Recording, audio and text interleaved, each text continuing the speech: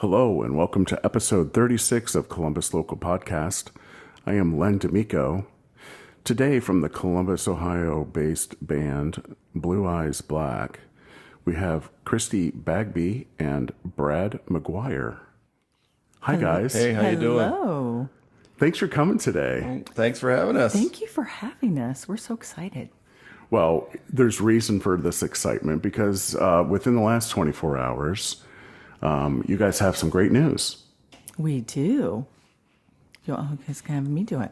We have a single that just dropped yesterday, December 1st, and it is called 6 Years Gone. Yep. And where can we find that? We have distributed on multiple, I think there's at least 30 platforms through TuneCore. So the most common platforms that people out there in Columbus, Ohio would hear would be Spotify, Pandora, Amazon Music, iTunes. Awesome. Fantastic. Yep. Yeah. It's very exciting. It is very exciting. We'll see if we can get a link to that, to one of your favorite platforms that's streaming your song. But we listened to it this morning, and I'm not going to do any spoilers here. It's really a really good song, man. Congratulations. Thank you. Thank you. We're super excited about it. Is it your first single? It is our first single. One of hopefully many. Yeah. So we kind of elected to, we have at least 10 songs that are primetime ready for release, but instead of releasing everything on 5 to 7 tunes on an EP or all 10 on an album, we chose to kind of start with singles in order to build our audience before we would, release something, a package of tunes down the road in an album format. Fantastic. Yeah, and I'm sure you're having a lot of fun. We are. it It's is. also a little bit, there's a little anxiety associated with it because you don't really know, hey, is this good enough? How are the people going to receive it? And so on and so forth. So you kind of fine tune things for months to years before you even release something like that and get brave enough to do it. But Yeah, and it's been kind of a learning curve because it's definitely the first time that either one of us have, I guess, just done this. So you reach out to a lot of other people that have been doing it to kind of get some tips and stuff like that. So it's interesting. It's been interesting. if it's the learning curve part is a lot for me because we recorded all the instruments in my home studio. We recorded the vocals. I did all the mixing and all the mastering. So all of the grunt work associated with the release, we did that. And so learning how to do that for the first time just takes years. It's been years in the making. So that's why we have such a backlog of tunes that are ready for release or almost ready for release. So we just decided to go with this one as kind of the trial run. So. Yeah. Well, good deal. And you guys have been playing live ahead of this recording, right? How long have you guys been playing together? We've been together for like 6 years, but I think kind of out and about and actually doing, I guess, for 4.5, maybe 5 years, actually performing then live. Playing around the Columbus area. Yeah, exactly. Yeah. We haven't had a ton of gigs, but we have done, selected gigs here and there over the years. We started out as a duo, so it was just me on acoustic guitar and Christy on vocals and kind of just getting a chemistry by doing that first. And then and kind of blending our sound, kind of finding our own sound and everything to and then take out there. and Bring it to the people. And at one point it was like, okay, this sounds pretty good. Especially when you have a vocalist looks like Christy singing. Well, thanks. But we wanted really to fill out the sound a little bit. So we have now we have a 4-piece band with Rob Leck as our drummer and Nathan James as our bass player. And we're just now trying to ramp up the interest in our band, and that's why we're here today. And hopefully more gigs to come. Oh, sure. Live shows.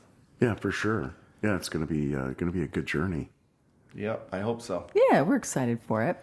Yeah, and congratulations. Oh, That's thank you. always Thank the you. adrenaline and it's sort of It's a natural high when you're creating music, isn't it? It really is. It really is. I love it. I'm enjoying it. And like all the nuts and bolts are there now for release of the other music. So like I said, this is the kind of the trial tune, because the logistics of distribution and how to navigate all that stuff, it took a while to learn how to do that. And now that we have kind of that set, then releasing the other tunes, going forward over the next year, maybe monthly or every other month, for the next year or so, then I think we'll do all that stuff. So yeah, we've been doing kind of some of our own investigation on what's the best way to promote or put out the singles and everything like that. So I think Brad was the one that kind of came across this one guy that was explaining how to do it. Yeah, you learn by YouTubes these days. So every little nuance that you want to It's a great time to be really involved is. in some of these Yeah, musical-oriented podcasting. I mean, you learn a lot with things that people have recorded or sharing their experiences. Exactly. And so like the issue with releasing a single versus a whole bunch of tunes at one time, it was kind of an issue because the theory there is that we don't have an audience. So and the attention span of people listening to music is not the greatest these days. So if you release an album with 10 tunes, you put your first track first. People might hear the first track and say, "Oh, that's great," but then they won't listen to the other 9 tunes, that are down the road. Because it's in a different playlist. Yeah. Exactly. Yeah, it's a very different concept with distribution as well as how it's presented to the end listeners. Definitely, Absolutely. night and day these days. And so they may be turned on to the first tune, but we didn't want to necessarily throw the other 9 tunes in the garbage. So it's as far as listening goes, and so if we can stimulate people with one tune, hey, maybe they'll add that to their playlists. So when the next things come out, then bingo, those will come up, and they'll be able to hear those. Yeah, fantastic. And the genre that you guys are you're kind of in your own little niche. How do you describe that? That's a really good question, Len. I know. Yeah. I don't know. I think we try to be, we're blues, kind of the classic rock, I think, type DNA. Yeah. Yeah. But then you're, definitely soul filled and, influenced by many factors. Oh, But yeah. You guys have a sort of, how large is your actual live performing band? Just 4-piece. 4-piece. Yeah. Okay. And then you guys do acoustic duos as well, right? Correct. Yeah. Yeah. I'd really like to expand the sound a little bit. So if there's any keyboard players out there in Yes. Columbus, who You are should talk to interested. Beth. She's pretty good. Oh, yeah. And she can sing. Right? But I don't know, two vocalists. Oh, in the no, same no. band is- I would love that. I actually should talk to her. actually like that. Yeah. But I grew up as an 80s, worshipped 80s rock shredders, like the Eddie Van Halens and the Michael Shankers and so on, and George Lynch. And so I was that was my guitar style for a fairly long time. And then I played in a local blues band here, really kind of taught me the elements of the blues and kind of calmed down. And, a million notes per second is not necessarily the right thing for this genre. And then I met Christy, and she's a blues-based singer. She has that smoky blues voice. So we really, and everything's built around her vocal style. So that's kind of where we're at. We're trying to write tunes that are, fit for your voice, as well as any covers that we may come along. It's really about what fits well with your voice and what you feel comfortable singing. And I think every band, I would imagine, does that. You have to kind of wrap the music around what your vocalist is able to do. So I think the smart bands do that. Yeah, yeah. Trying to stretch the vocalist in a direction that's not natural is always felt. Yeah. Yeah. Yeah, exactly. Because when I'm writing some songs, some of the songs I'm writing are kind of sound a little bit metal, or a little bit hard rock, and I'm trying to convince Christy slowly but surely, say, I know you could do this. You could do some screams. I know you can, but she's not a lot on doing that. But anyway, we're just kind of taking a little bit of this and a little bit of that and throwing them into a pot and stirring them and writing some tunes. Yeah. I'm kind of seeing what comes out of it. Well, and that's the fun. That's part of the fun. Yeah, it absolutely is. And you I guys agree. definitely, looks like you're having a great time. It's awesome. I agree. I think we're having a really good time. I think we have a good time also, pushing each other, and finding out, what is in there. And I think that's something that's very, it's just excellent to do that. It stirs the creativity and find out what we're made of. Yeah, I think she and I have a pretty good writing chemistry. So the way that at least the songs up to now have kind of come to be are, she'll write some lyrics. She'll bring them over and to my house, and she'll say, "Okay, here's how it sounds. Here's how I hear it in my head," and then I try to find some kind of chord progression or something to go along with it, and then she'll say, "Okay, that works," or "It doesn't work," and then we'll just try to. Just like most songwriters do, try to kind of mix and match and see what works. And or the other way would be that if I write some chord progression and some lyrics, and I will sing it, I'll have the lyrics there, and I'll sing it to you. This is how I hear it in my head, and I'll give it to her, and she'll try to sing it, and she'll put her Christy spin on it, and interpret it whatever way, and usually it's like, wow, okay, I didn't even hear it like that, and oh, this is much better. So, and then we kind of work off that as a base for those kind of tunes. Yeah, fantastic. Yeah, well, looking forward to what's coming. Yeah, good. Yeah, fantastic. And so, do you have plans to play live still as well? Is all this planned to record? Recording takes a lot of time. It takes a lot of time, does. and since I'm the primary guy who's doing all the grunt work on doing all the mixing and mastering and so on, it does take a lot of time. It gets faster as I learn more. In the beginning, it's like, wow, these sound terrible. I'm going to say the C word there, but I don't want to say it.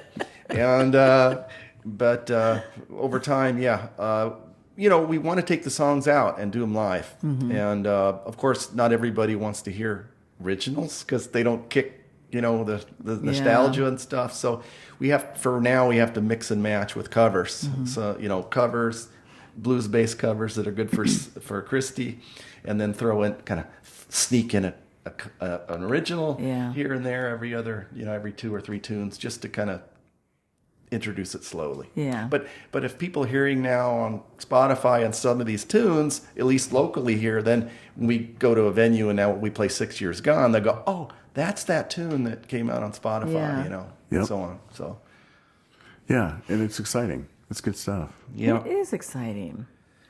So, Brad, you had mentioned you had some harder rock background, on the guitar, some influences. Where are you from, and how'd you get involved in your guitar playing? So I'm originally from the Los Angeles area. So I have a younger brother named Greg who's also a musician. And so when we were growing up, he started out as a drummer. So he started playing in cover bands as a drummer as a pretty young kid. He was like 13 or 14 playing in cover bands. And he had, in fact, one of their bands opened for Quiet Riot on the Hollywood Strip at one point, way back in the 80s. So anyway, I got interested in playing guitar from his guitar player. And in fact, I bought my first guitar from his guitar player. Sweet. And what was that guitar? That was an Ibanez Roadstar 3, I think. Man. And Is that the one you still have? I still have it. I never play it because it's not as good as the other guitars I have now, but that was an Ibanez. Sweet. So I bought that guitar, and so I started playing guitar fairly early, in my young teens, and had Eddie Van Halen posters on my wall, and he was the king of guitar for me. And they were a Los Angeles-based band, so they were like our band, Van Halen, and so it kind of all fit together. And then I would play in my bedroom. I wasn't very good, and I didn't play with any bands. In fact, I would try to play with my brother like he'd play drums and I'd play guitar, and then he told me I don't have any timing. And so he said my timing was terrible, which he was correct. It was. But brothers are so mean. Exactly. And so then I kind of put down the guitar for many years and worked on my education and my career. And then I had got married. I had kids, and so not a lot of time to play guitar.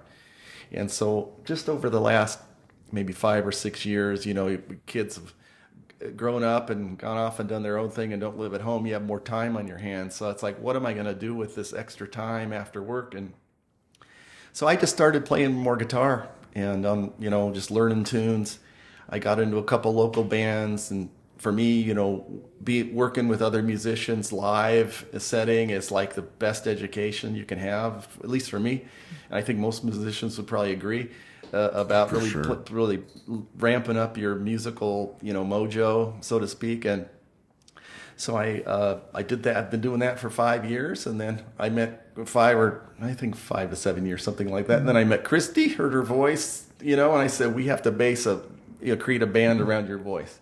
And so that's kind of how that took off for us. Fantastic. And Christy, how about you?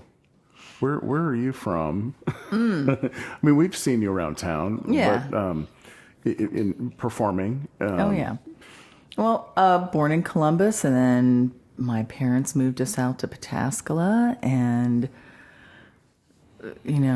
I started a family really early, so, it was kind of the same thing, music was kind of off the table till, you got your family going, and then, so I kind of started later in life also. Just was doing karaoke and stuff like that out at, when I ended up at Buckeye Lake, and kind of started from there. People would call me up on stage because they knew that I could sing, and kind of all started from there. And then in a couple of bands for a little bit, and then I met Brad, and he was a great guitarist, and I think we've kind of learned from each other also, learned a lot from each other, and it's kind of gone from there. Yeah, that's cool when it works. Mm-hmm. You have that you get the vibe, and the chemistry that's necessary to really pull it off. Absolutely. We have wonderful musical mojo. That's what we always say. That's cool. Very cool. Yeah, for me, she's a pretty inspirational singer. So, we'll be cutting vocals at my house. Like, I'll prepare all the tracks with all the instrumentation and stuff, and then kind of have a final instrumental track done, and then I'll have her come over and she'll sing the vocals over the top. And then after that's done, those arduous 2 days about trying to get the vocals right, it's quite a lot of work sometimes, but Brad, how does that really go? Be honest now. Well, sometimes I'm a bit nitpicky about certain things. So for example, you do a track. Everybody's experiences who records live music. You do a track and you take a listen, and it's like, that's great. However, at the end of this line, I think you trail off too fast. I think you got to do more vibrato on here and take out the note more. So I do a lot of that. Pro Tools can handle that. Exactly. Pro Tools or whatever DAW. What DAW do you use? I use Reaper. Okay. Yeah. I can take care of that, but not always. Like some of the things, it's like it can't beat the natural vibrato she has. So I really kind of stress that a lot. So, and Christy, how many takes are we doing on that vocal line then? I think it depends on the song. I mean, there's times where I don't think that I'm a diva, but there's times where it's like, no, I'm done. I think that would be me. I'm a one take guy. Like, I don't edit the podcast. I don't, when I do songs, any little things I have out there, they're one take deal. I mean, they're multiple tracks. Yeah. But each track is like the original track. I'm like, I could spend 3 weeks on this. Yeah. Or I can let it go at the first round. Yeah. Well, it's not It's all good. I'm not. It's no reflection of criticism at all, dude. No, we know that. I get it. But sometimes it's like the lightning in the bottle is like on the first track, right? So it's like you try to, you make it better, but many times you go back to the first one. After all this work, the first one's the best one. So forget about all that stuff I said, Yeah. Well, and also one of the things that we do, I'm sure like many, is we'll be in Brad's kitchen, and just when we're just messing around, we've learned to put the phone on and record, just kind of a raw take. But then you take it and you try to duplicate it in the studio. That's one of the things that makes it frustrating, is trying to duplicate what you just did, because when all this electronic stuff isn't on, it seems, I know for me, it seems like it's easier to just be really natural, and you don't have that worry of wanting it to be perfect. You know what I mean? I do. I do. The studio can mess with your head. Yeah, it can. Yeah. It really can. And the kitchen has some kind of natural reverb. I don't know. I think it's the granite countertop. Yeah, that's not present in the studio. Maybe it's because the granite plus it's not carpeted in the kitchen. Yeah. So there's some kind of naturalness, magic in there, and so like one of our songs, "I Can't Love You Into Loving Me." I remember we did that, which is coming out on Spotify probably in the next few months. Cool. Shameless plug right there. But we did it in the kitchen. Yeah. And you sang it with such emotion, like you were crying, like at the end in one of the lines, and I'm like, it's like, oh, it's like was one of those moments, and it was so good. And then we went to the studio to do it, and you kind of almost reached it, but not to that level of emotionality. I know. So it was awesome. So I'm going to find a way to put that in there. I think we're playing in another key or something, so it might be hard to duplicate it, but yeah, I'm not sure. It's magic moments. It is magic, and that must be what keeps us going. Is those magic moments? Isn't that a song? There will be a song on it. If it isn't, I think there might be one coming. Exactly. No, I think that's a song from the 50s. Someone look into that. There is. You just sang it. This magic moment. That's a song. Yeah. Oh, man. Are you guys writing together your original material? Like, Christy, do you handle the lyrics and you the arrangement and the music? I mean, how's it work for you guys? I don't know. I think primarily I do a lot of the lyrics. Unfortunately, I'm not a instrument musician yet, so my only instrument is my voice. So what's in my head, I can't interpret. I give it to him and try to have him figure out what's in my head. But at some point, I will be. Yeah. What are you drawn toward? Like instrumentally. Oh, instrument. Like that you want to perform. Piano. I'm going to try to, because I've tried guitar, and I have this beautiful Martin guitar that I got years ago that I still, dabble. I do. G chord, A. Basically. I've tried. There's a lot of tunes in those three chords. We've had some lessons on those chords. I know. But they just somehow don't sink in, or. Well, yeah, I don't know what it is with me. So I'm hoping You're piano. smart to move on. Like, guitar's either there or it's not. I know. I mean, it's hard to be in between. Yeah. My problem is practicing. I'm horrible at practicing. You got to practice. You have to practice anything, but guitar definitely. Yeah. So I'm hoping piano will be my Good be thing. my instrument. I'm hoping. So with regard to the songwriting thing, the process is kind of either one of us could come up with a song. She'll hear something in her head in her sleep and wake up and write something, or have an idea and write down the lyrics. and then kind of fine tune those over however long it takes to do that. Some things just come fully at one time. Yeah. Some things take a process, but she'll say, hey, I have these great lyrics, or she'll send them to me by text and say, I just wrote this song, or she'll send it to me and then have recorded a vocal. This is how I hear it. And I'll say, okay, I love the lyrics.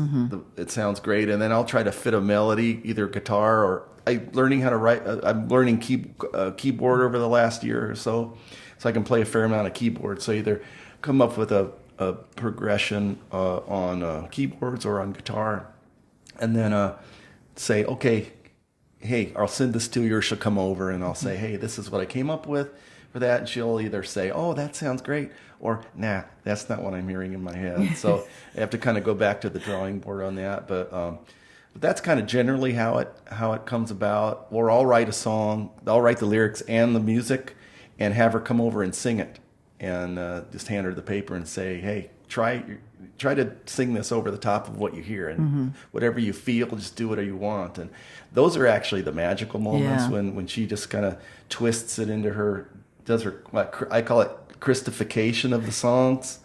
And, whatever songs I've written have been like enhanced by what you do.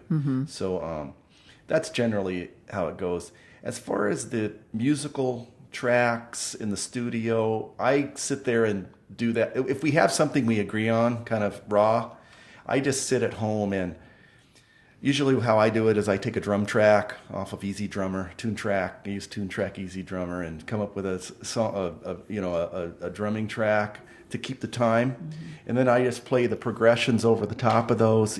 First, usually either keyboard or guitar, and then I play the bass lines over the top of that, and put some piano over the top of that, and then mix and match that stuff. At the end of the day, I take the drum track I originally used and then try to modify that to fit, it comes down in the verses, goes up in the chorus, modify the cymbal hits or wherever, and kind of fine tune the drumming tracks. And then at the end of the day, when something's more or less ready, I have her come over and sing, hopefully like she did in the raw recordings. And, that's cool. And do it like that. Yeah. And then after she's done with the vocals, I try to massage that too by adding harmonies, either just through programming. I use Waves harmony program for creating harmonies, or I take different takes that she's done of the vocal, and I'll cut and paste that over the top of each other to create her harmonies of herself with herself, and so on. And I don't fancy myself as a singer, so I really can't sing harmonies too well over the top of her tracks in the studio recording. So she's mostly singing her own harmonies, That's cool. So you're inspired writing wise by percussion, right? Like the drum. I'm the same way, man. Totally. And I want to collaborate with the tools that you're using to get the drumline modifications, because I'm always looking for tools. But anyway, I find that similar for myself. But like for Christy, your inspiration on lyrics, where are you finding your songs? Just anywhere, something that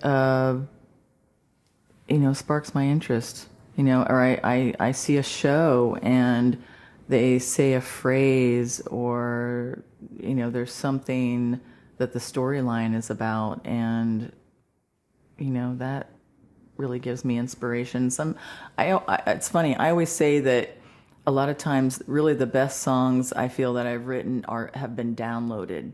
It's like they're coming from somewhere else, and I'm just writing it like in 10 minutes. You're not the first person who has described that, because it's amazing.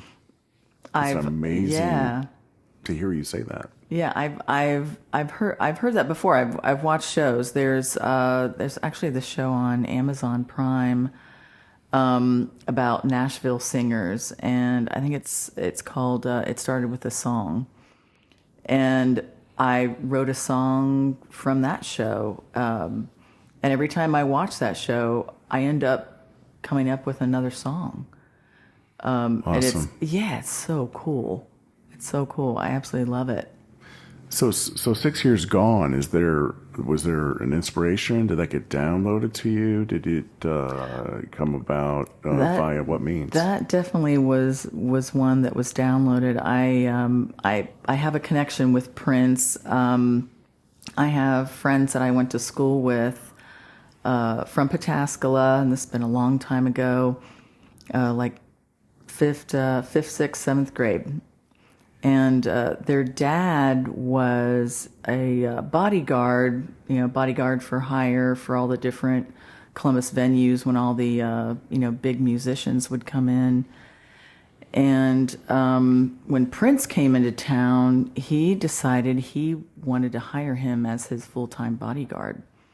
So his name is Chick. You guys probably have seen him he was even in the movie Purple Rain.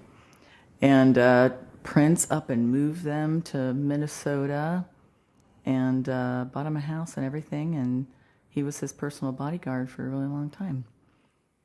I mean, that in itself is a story, right? Yeah, I know, that's right? pretty sweet. Well, so you have to explain that the title, 6 Years Gone. And that, Yeah, I was getting to that. Okay, all right. I was getting to that. We were coming back around. So 6 years gone, I was watching some sort of show. I don't even remember where it was at, but it was kind of like a documentary. It was a lot of family members, personal friends of Prince that were talking, and they were some of the Revolution, I do believe, was in there too, and they were talking about Prince, and one guy says, "Yeah, man, I can't believe it's been 6 years," and the other guy goes, "Man, seriously, 6 years gone." And then it's like, boom. And it's like I had to stop and I had to write. It's like I couldn't type it fast enough because I usually type it on my phone in notes. And I'm, typing it and everything. And it's like, oh my gosh. Yeah. So it all came about that way. It was really great. That's pretty wild. Yeah. It's Just wild. a stream of consciousness into your phone. Yeah. And you had a song. Exactly. Well, we'll put a link to this single in the description of this episode. Awesome. It'll be great. Be one way to get to that. But and we'll help, get some listeners to that great new song. We would love that. That's fantastic. And that's a cool story on how that came about. It is a really good story. And then, Yeah, in the intro and at the outro we have the rain sounds. And that was kind of inspired in two ways. Number one is when we were recording the vocals for the tune, it was raining outside. So we thought, wow, if we had this rain sound in the track, it would really add some flavor. And then the second is, it's a song about the passing of Prince, right? And so then the rain kind of reflects, okay, Purple Rain, Yeah. So Yeah. it kind of had that whole, vibe. Yeah. So it's really neat how it kind of all came together. I totally agree. I feel it was meant to sweet be. story. Yeah. And everything wrapped around it, Yeah. Yeah, and so it'll be fun to hear what else is coming. I think you gave us a little sneak peek of there's a lot more coming. So Yeah, we've been writing a lot of tunes probably we've been known each other for 6 years, so we've probably been writing tunes for at least the bulk of that time. Oh, yeah. And so we have probably 20 to 25 tunes in various stages of, production. Probably we have 9 to 10 tunes that are kind of ready for prime time. And so and this was number one. So we'll be releasing more tunes over the next year probably. Mm-hmm. And there's more to come after that, probably, hopefully. yeah, absolutely. And it's all recorded where? All of this is recorded in my home studio in Dublin. I call it the Bradlands, and they're like my name, Brad. And so There's only one. So yeah, it's all done there and in my living room. And I have and that's where the band practices too. So I have a full setup, drum set, bass rig, all the guitar rigs, PA, the multi-track recording, computers there. I have all the similar mic setup as you have here and so on. So we do it all there. It's all home brew stuff. Yeah, for sure. And if I could talk Beth into changing this bed into a drum kit, I'd have a similar setup here. It is great. But we have people that stay with us, so could have- it's cool to have. You could totally have a an whole spare elevated drum set above the bed. or the bed above the drum Yes, set. there we go. Well, I didn't really. I didn't develop the Hanging studio from the initially to rafters. do original music. I kind of just wanted a place where a band could come without the drummer hauling his stuff to the practices Yeah. every Good practice dude. and the bass, and just to have everything there. And then we just started making all these originals, and it then kind of morphed also Yeah. into a recording studio. So yeah. That's very convenient, and it's awesome. Yeah. Awesome Well, for those and- that you guys cultivate. And I can, because the funny thing is as a kid, I always wanted to be a drummer. I know. Maybe it's not keyboards, Christy. Maybe you got to get behind that kit and give it a whirl. Have you? Yeah. I don't know how good it is, though. Does she have it? She can hit the drums. She can hit them right in the center and do some rolls and stuff. So actually, it's not too bad. That's cool. I'm sure if I had a teacher, probably if I had, a teacher that would show me what to do again. Because it's like in the 5th grade, I played the snare drum, the stand-up bass, and the clarinet. Now, what happened after that? I don't know. I got like one of those bad music teachers, and it turned me off. You exactly. express yourself through yourself. You can't help it. It's all good.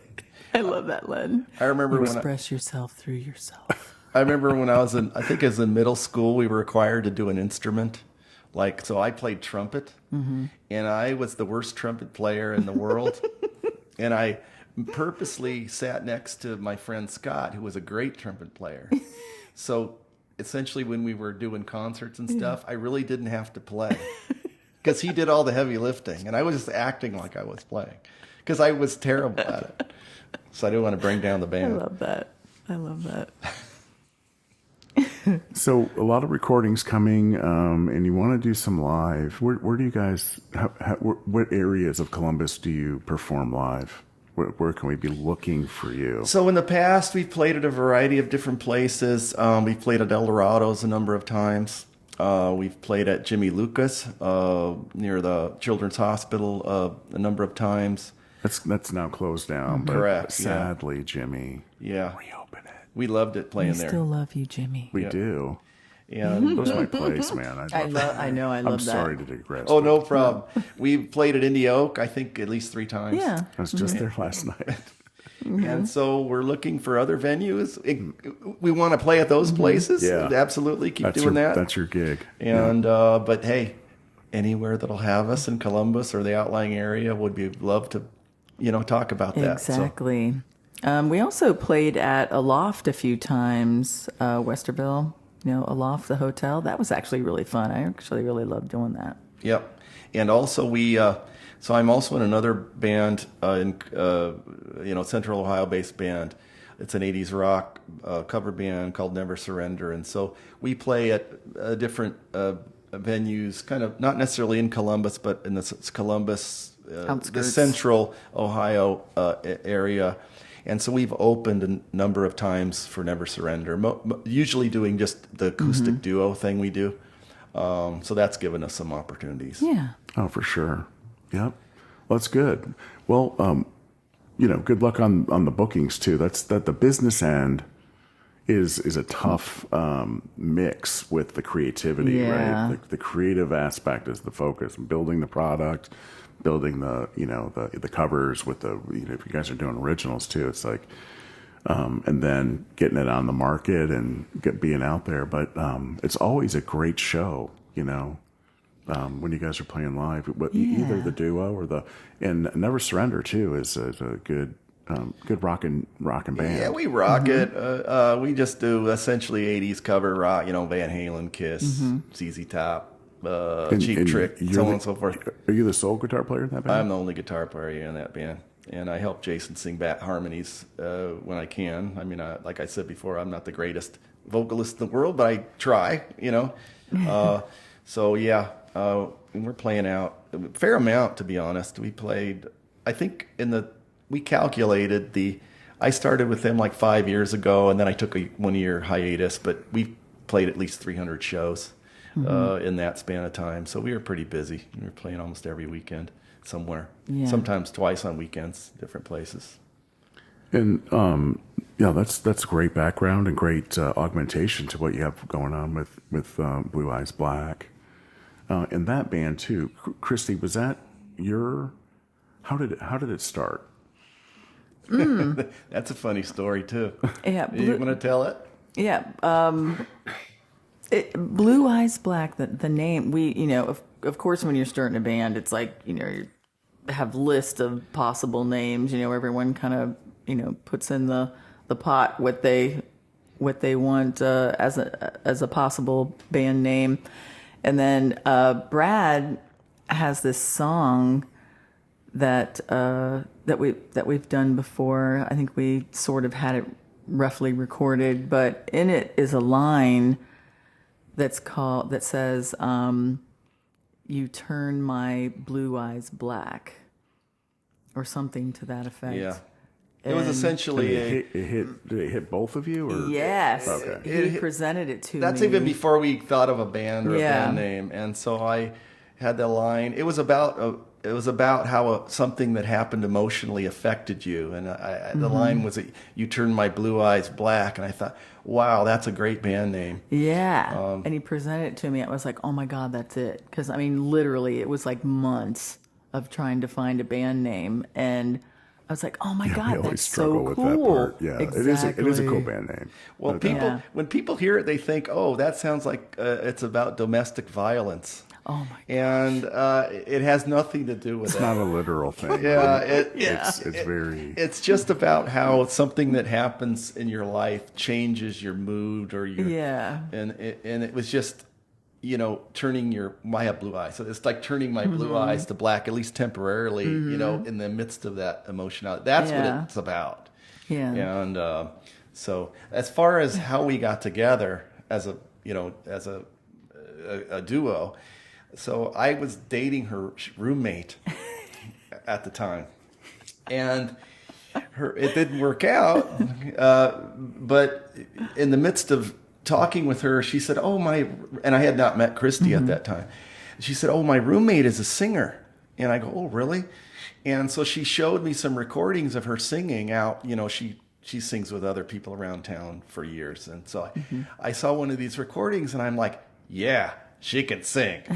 and then I eventually met her, and I said, "Man, you're a great singer. We need to base something around. I'm a musician too, and you're like, I think we could make something work." So that's kind of how the origin story of that whole thing started. Well, that's cool. Dare I ask the obvious question in my life? I don't want to get too personal, but are you guys a couple? We are not a couple. We were a couple. We were dating for a little while in the beginning, but we kind of decided to, sometimes the whole romantic thing and the business of music thing may not mix. So we kind of decided together, hey, maybe it's better to just stay best friends and work on the music because this is really something we think is special anyway. Good for you. And exactly. Kind of going forward with that. Yeah, good for you. Exactly. But I think we still have a really good connection, and I think I don't think that has gone away. But yeah, we're making the music work really well. Yep, I'll say. Yeah, great record, fantastic. It's exciting. Yeah, thank you. I know you're happy. Excuse me. While I fall in around.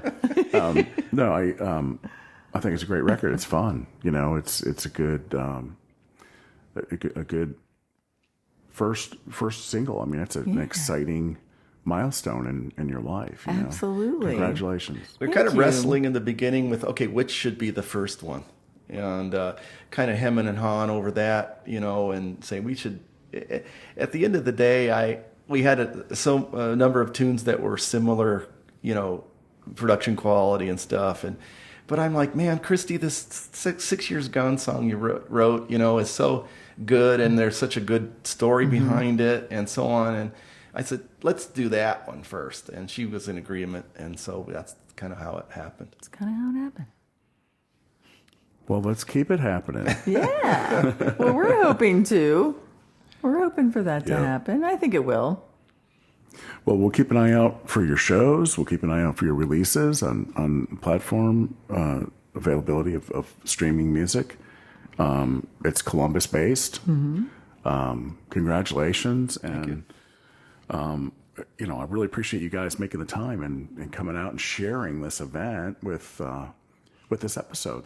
Well, we appreciate you having us, an opportunity to do this. It's been great. Yeah, this is really fun. This is the first time I know I've ever done anything like this, so this is a really cool experience. And I'm glad that it's with you, Len. Oh my gosh.